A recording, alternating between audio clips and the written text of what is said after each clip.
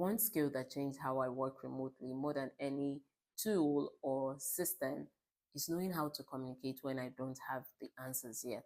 When you work on site and you're figuring something out, people can see that. They see you at your desk, they see you thinking on your face, even if you're pretend thinking. Remote work kind of strips all of that away. All anyone says is silence and unread messages. So I had to get comfortable with not having the answers every time and learning how to communicate that I don't have the answers yet. And you do this by stating it clearly, warmly, and with a timeline. The timeline is important. You can say, I'm still working on this, I'll have something by Friday, 3 p.m. That sentence solves what most remote misunderstanding is about: the silence, unread messages, not stating what you're working on. Because in a remote setting, an unanswered message doesn't feel neutral. It feels ambiguous. And ambiguity is what makes people worry, like you're not doing your job. You don't need to have every answer to be a great remote professional, but you need to be able to state clearly